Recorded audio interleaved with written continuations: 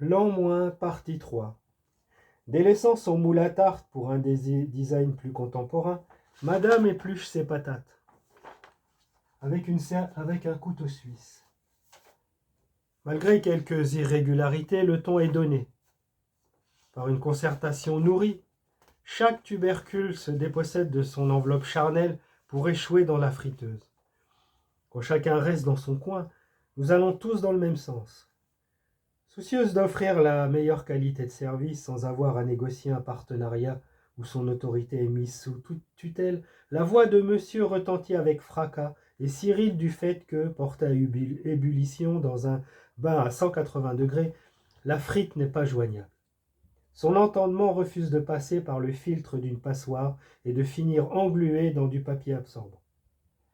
Passé cette déconvenue, mue par une volonté féroce de ne pas céder à l'injonction, son mode de réception vit sans fond sonore, inaccessible au grésillement des appels incongrus, imperméable aux critères de réceptivité du diktat, à l'apogée de son efficience portée par ses certitudes.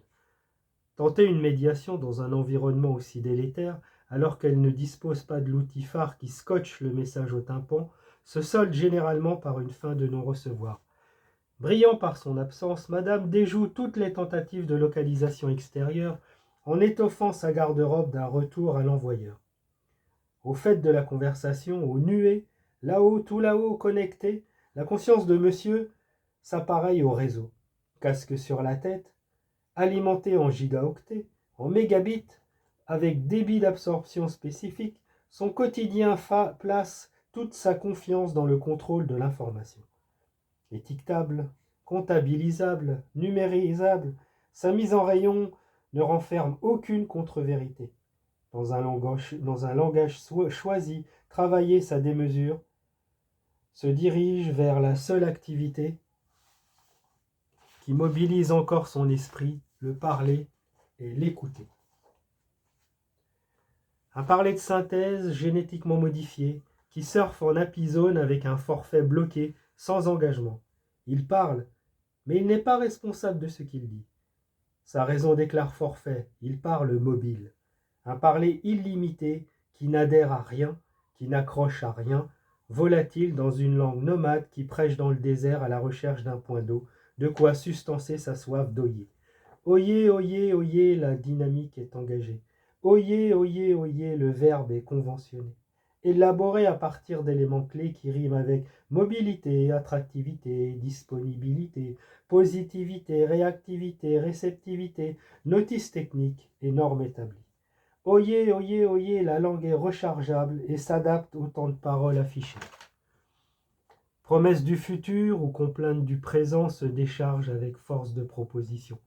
Que ce soit le décor, l'ornement, la façade, ces formules varient selon les normales saisonnières, échangeant des informations vitales dans ce qu'elles ont de plus anecdotique. Allô, allô, je suis dans le bus, j'arrive. Allô, allô, pardonne-moi ton incompréhension, mais pourquoi as-tu mis le chat dans la machine à laver? Allô, allô, et surtout n'utilise pas le Karcher pour faire briller la vaisselle.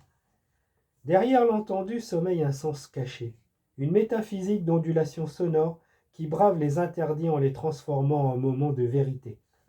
Alliant à la fois puissance d'évocation et facilité d'entretien, la mobilité confère à son utilisateur une prédisposition à étendre son emprise sur toutes les phases du jeu. Il a le dernier mot.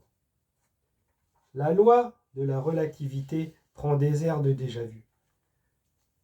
La mobilité pose une interrogation forte sur une question essentielle. Parler pour ne rien dire devient quelque chose de très sérieux. Brandir des lieux communs pour alimenter le débat enrichit son quotidien. Personne n'est bridé. Chacun dans son style se paye de mots. 1,50 € l'appel. Monsieur est en mode KSBT, karaoké, SMS, blog, chat, rétro-compatible, à audibilité accrue. Il conduit, fait ses courses, développe ses photos, regarde la télévision, et que sais-je encore, sans gâcher son plaisir. La mobilité concède une plus grande tolérance à l'autre. L'usure des sentiments et l'incommunicabilité entre les êtres se passent de mots. La façon de faire entendre Sa voix varie en fonction de son point de chute. Il lui suffit de décrocher et aussitôt, une complicité s'installe. La mobilité supprime l'attente. Monsieur sait où il en est, quand il y est et avec qui il est. C'est le compagnon idéal. Il rend le tout de suite, possible. Nos stress, nos frustrations, le calme plat. Maître de la conversation, monsieur est tout puissant.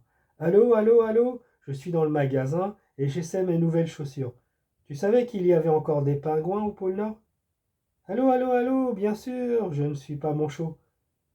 J'ai pas d'aileron qui pousse à flanc de coteau et je mouline pas du train avant quand mon niveau de conscience s'élève d'un cran.